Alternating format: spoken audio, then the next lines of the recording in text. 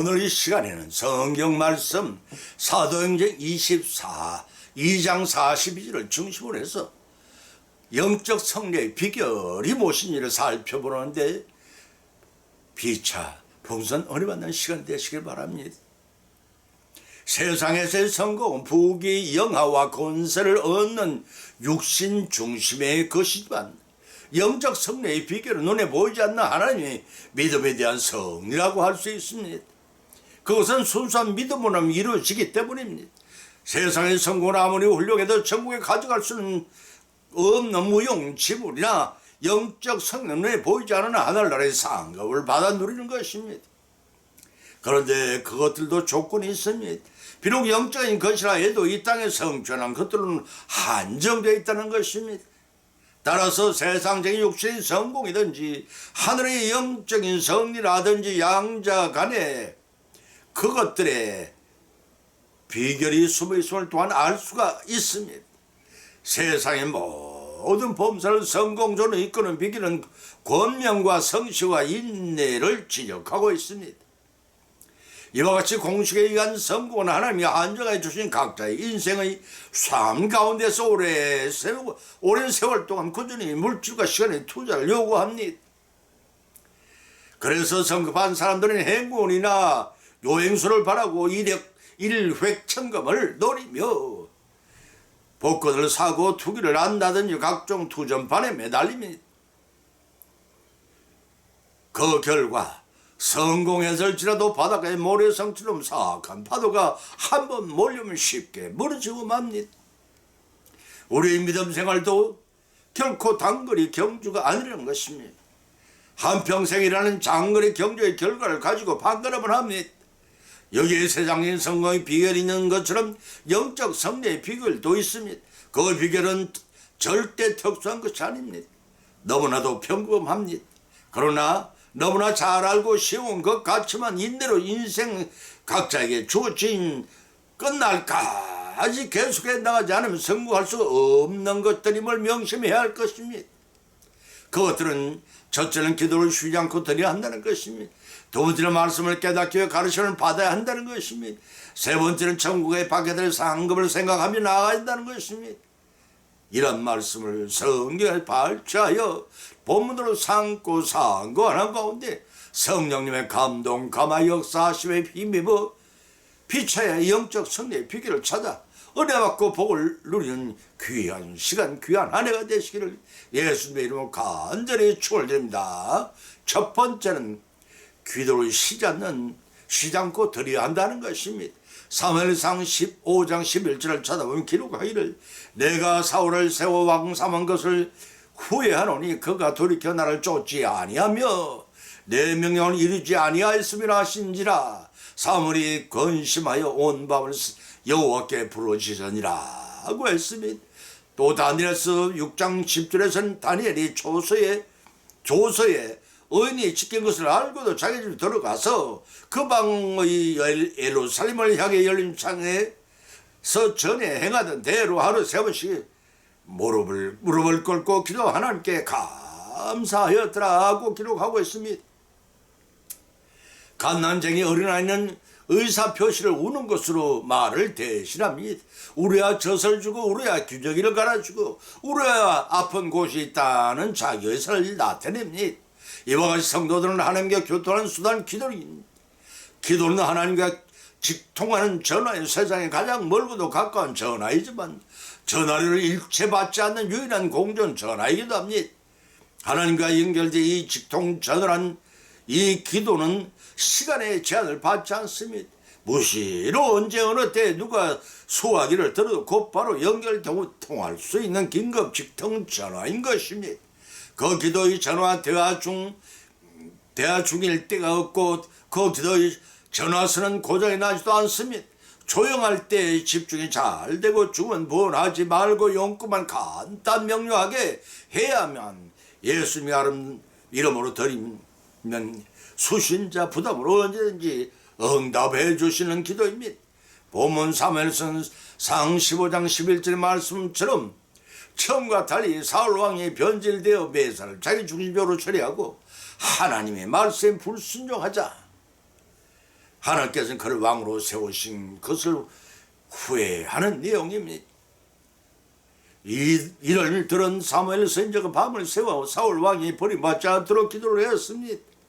하나님이 후회에 대한 사무엘의 영적 반응, 너무나도 민감한 반응을 나타냈습니다. 근심하였고 곧바로 하나님께 부르짖게 되었습니다. 사무엘이 온 밤을 여호와께 부르짖은 기도 내용은 사울이 회개하고 주의 사함을 얻게 해달라는 것과 사울이 범죄로 인한 징벌이 백성에 미치지 않도록 해달라는 것이었습니다. 이는 사무엘상 10장 24절에서 사무엘 자신이 하나님을 향해 기도를 쉬는 죄를 범하지 않게 하는 약속의 이행이기도 했습니다. 보면 다니엘서 6장 17절 말씀도 기도를 쉬지 않고 드리는 다니엘 기도에 관한 내용입니다. 다니엘이 왕에게 총애를 함없이 받고 있는 것을 못마땅하게 생각한 정적들이 그를 제갈 함정법을 만들고 고속거리를 찾고 있었습니다. 그러한 사실을 알면서 다니엘은 개의치 않고 정하여진 시간에 정하여진 장소에 하나님께 기도를 드렸습니다. 우리나라 기독교가 들어온 지 얼마 안 됐을 때 일입니다. 어느 추운 겨울날 몇 명의 전도 부인들이 경기도 용인 지방을 순행하면서 전도하는 중에 몇 마리의 손옵도 입지 못한 딱한 처지 여인을 보게 되었습니다. 그들은 불쌍히 여겨 그 여인에게 소음 바지에 저고리 높인 치마를 벗어주었습니다. 1년이 지난 어느 날 다시 그곳에 전도를 나갔다가 우연히 예전에 그 여인을 만나게 되었습니다. 이미 그 여인과 남편은 예수를 믿기 시작했고 생활 형편도 전보다 훨씬 나아져 있었습니다. 동행했던 선교사 스크랜턴 부인이 물어왔습니다. 부인, 기도를 얼마나 자주 드립니까? 그러자 여인은 대답하기를 쉴 새 없이 드린다고 했습니다. 곁에 있었던 전도 부인 중에 한 사람이 말을 듣고 의아해했습니다. 아니, 살림을 하자면 눈코 뜰 새 없이 바쁠 텐데 어떻게 쉴 새 없이 기도를 하십니까? 그러나 그 여인은 별일이 아닌데 이렇게 말했습니다. 기도하는 사람이 어찌 별다른 틈이 있어 하겠습니까? 나는 무슨 일을 할 때에 된 손으로 일을 하지만 마음속으로 늘 기도를 드린답니다. 가령 빨래를 할 때는 이 죄인의 죄를 더 씻어 빨리와 같이 더 희게 되기 위해 기도하고 장작불을 지필 때에도 마음이 이 불과 같이 타오르기를 기도합니다. 또 밭에 나가서 김을 맬 때는 나의 마음속으로 죄의 뿌리를 풀 뽑듯이 뽑아주시기를 하나님께 기도합니다. 귀가하는 길에도 집에서 도착한 후에도 잠들에 들기 전까지 항상 보살펴 주심에 감사가 넘치는 기도를 드리고 잠을 청하지요. 이 같은 생활을 반복하면 쉴 새 없이 기도드리는 생활을 하게 되는 거지요. 이와 같이 우리도 쉬지 않고 기도를 드려야 합니다. 사무엘처럼 위정자와 나라와 국민을 위해 기도해야 하고 다니엘처럼 사자 꿀도 두려워하지 않고 정한 시간에 정한 장소에 기도를 쉬지 않고 드림으로써 성령의 감동 감화 역사심에 힘입어 영적 성공의 비결을 터득하여 하나님이 예비하신 복을 빠짐없이 받는 금년 한 해가 되시기를 예수님의 이름으로 간절히 축원을 드립니다. 두 번째는 가르침을 받아야 한다는 것입니다. 사도행전 2장 42절과 46절로 47절을 찾아온 기록하기를 저희가 사도의 가르침을 받아 서로 교제하며 떡을 떼며 기도하기를 점려 힘쓰니 날마다 마음을 같이하여 성전에 모이기를 힘쓰고 집에서 떡을 떼며 기쁨과 순전한 마음으로 음식을 먹고 하나님을 찬미하며 또 온 백성의 칭송을 받으니 주께서 구원받는 사람 날마다 더하다고 하였습니다. 초대교회 성도들은 첫사랑의 감격을 안고 날마다 교제하며 말씀을 받고 배웠습니다. 오늘날의 우리의 신앙생활은 어떠하다고 생각하십니까? 우리는 바쁘다는 핑계로 공임에 드리는 데에도 게을리하고 있습니다. 그러다가 예고도 없이 주님 앞에 설 날이 올 것입니다. 그때에 주님 반드시 각자에게 물어보실 것입니다. 먹고 입을 것을 설 때에 따라 주면서 한평생의 시간을 너희에게 주었구만. 너는 세상에 그 많은 세월 동안 얼마나 잘한 믿음을 가지고 왔느냐 물으시면 뭐라고 대답하시가 하십니까? 고개를 푹 들고 변명하면 주님께 합당히 여기시라고 생각하십니까?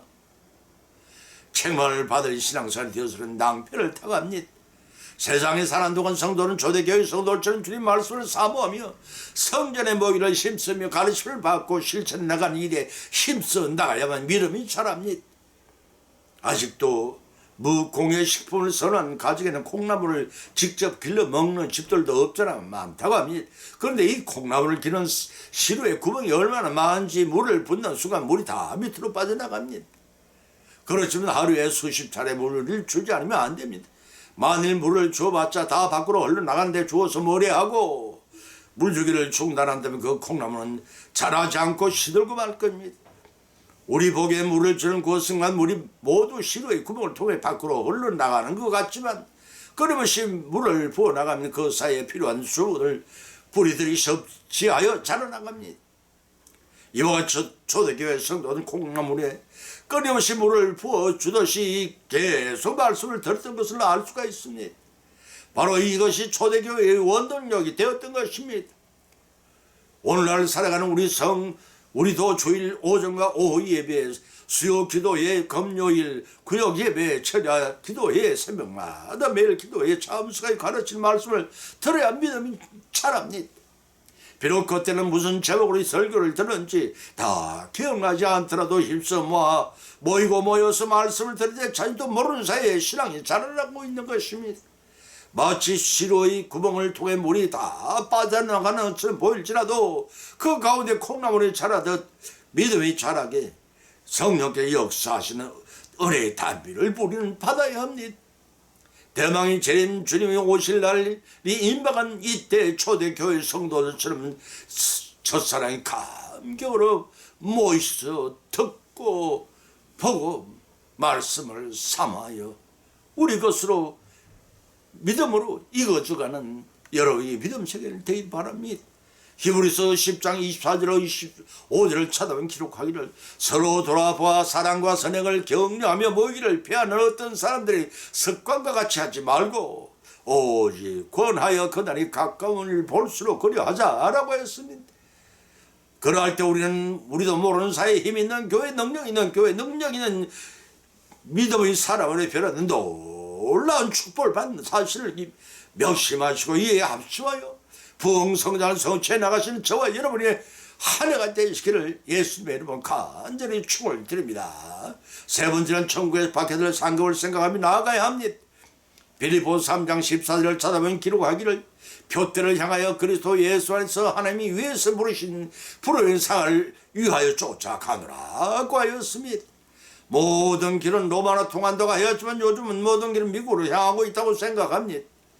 군사, 경제, 문화, 과학 등 모든 면에서 절대적 우위에 있기 때문에 미국을 선망의 대상으로 선호합니다. 때문에 미국 시민이 되면 안정된 사회에 물질적으로 풍요하고 세계 1등 국민이 어딜 가나 대접을 받습니다. 이를 선망하는 대부분의 후진국 출신들은 길을 쓰고 미국 시민권을 획득하려고 힘을 씁니다. 100년도 못다 사는 땅의 육신의 삶에도 이렇게 힘을 쓰며 노력하면서 사람들은 천년이 하루 같은 영원한 생명의 나라 천국에서의 삶에 대한 것에는 너무나 등한시합니다. 이렇게 살다가는 후회하는 날이 반드시 이룰 것입니다. 그때를 대비한 신앙의 삶을 살아나가야 합니다.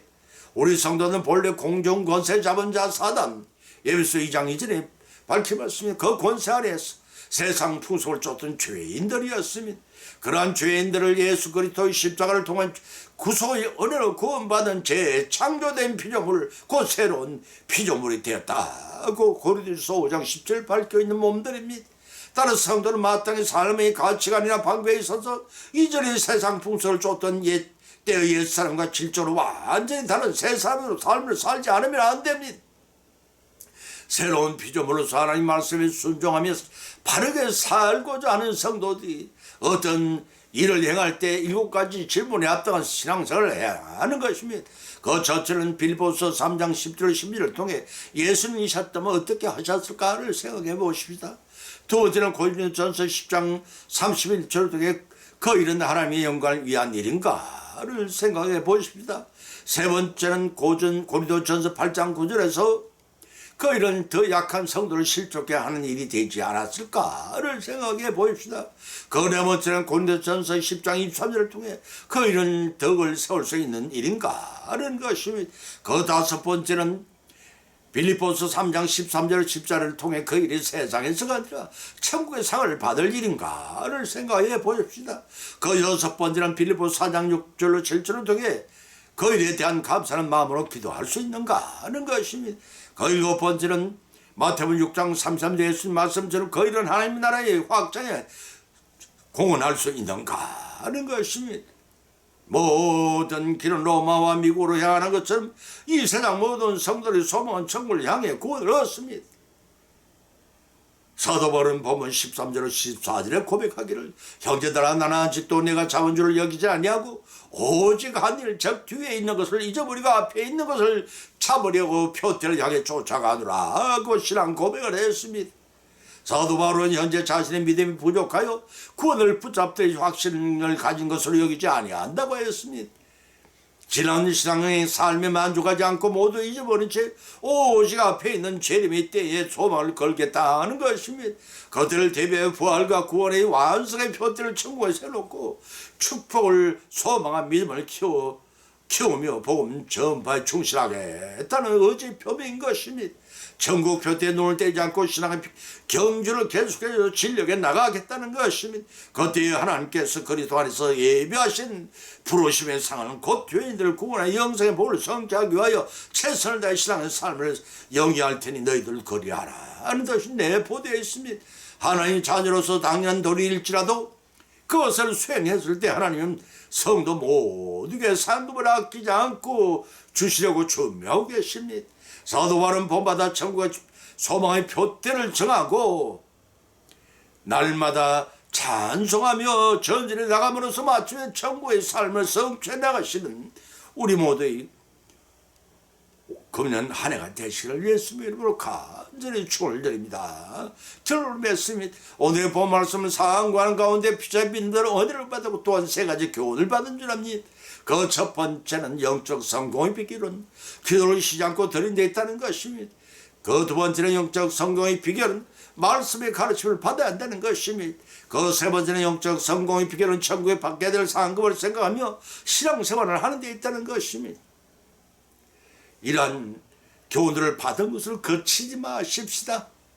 우리의 실생활 가운데 실천하고 적용함으로써 성령님의 역사심을 믿고 풍성한 결실을 수확해 나가시는 저와 여러분이 한 해가 되시기를 예수님의 이름으로 간절히 축원을 드립니다.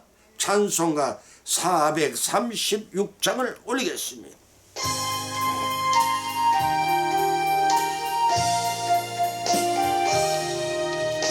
나 이제 주님의 새 생명 얻은 몸 옛 것은 지나고 새 사람이로다. 그 생명 내 맘에 강같이 흐르고 그 사랑 내게서 해같이 빛난다. 영생을 누리며 주님 안에 살리라. 오늘도 내일도 주님 함께 살리라. 주님 안에 감추인 새 생명 얻으니 이전에 줬던 것 이제는 값없다. 하늘의 은혜와 평화를 맛보니 찬송과 기도로 주님 함께 살리라. 영생을 누리며 주님 안에 살리라. 오늘도 내일도 주님 함께 살리라.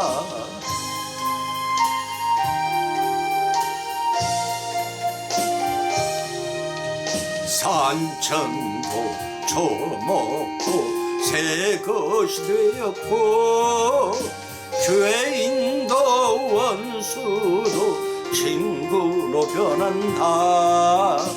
새 생명 얻은 자 영생을 누리니 주님을 모신 맘 새 하늘이로다. 영생을 누리며 주님 안에 살리라. 오늘도 내일도 주님 함께 살리라. 주님 따라가는 길 험하고 멀어도 찬송을 부르며 뒤따라가리라. 나 주님을 모시고 영원히 살리라. 날마다 섬기며 주님 함께 살리라. 영생을 누리며 주님 안에 살리라. 오늘도 내일도 주님 함께 살리라.